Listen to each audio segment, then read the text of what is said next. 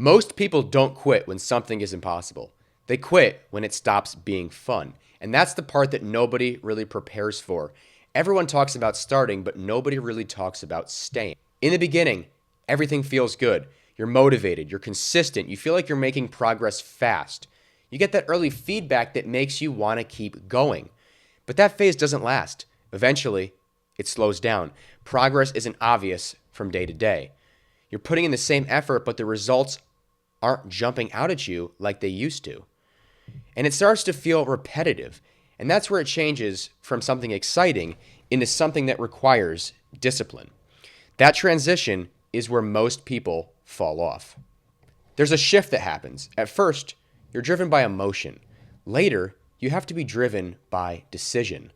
Most people never make that shift. They stay dependent on feeling good, feeling motivated, and feeling inspired. So when those feelings fade, they interpret it as a sign to stop, instead of realizing that's the exact point where the real work starts. I've had a lot of days where I didn't feel like going to the gym, not because I was injured, not because I wasn't physically able to do it, but because I didn't want to do it. And that's a normal feeling. The difference is whether you treat that like a command or just a thought. Most people in our society treat that like a command. They think they need to listen to what their body is telling them. Your brain says, do it anyways. Wake up and do it anyways. It needs to get done. I don't feel like it, so I can't go. If you learn to separate how you feel from what you do, everything changes. At a certain point, it's not even about motivation or discipline anymore. It becomes identity.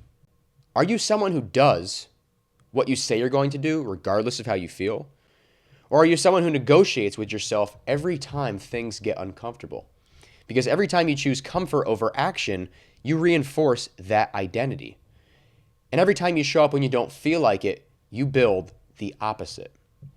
Another reason people quit is because they expect immediate feedback. And the truth is, that just doesn't happen. It's not realistic. And if you think that's how it works, this lifestyle isn't for you. They want to see results right away. Most people do. I did. But it's not realistic. Again, all real progress is delayed. You need to be patient and you need to have the ability to wait for that real progress to show. You can be doing the right thing for weeks, months, without seeing obvious results. But that's where belief comes in. You have to trust what you're doing is working even if you don't see those results. The phase where it's fun anymore is not a bad sign. It's the filter. It's the point where people who are serious separate from the people who just like the idea of it. If you can stay consistent in that phase, you're already ahead of most people.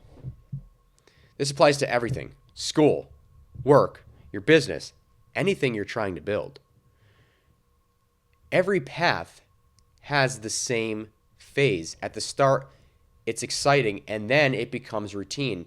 You have to choose whether you like that routine and can get used to it or not.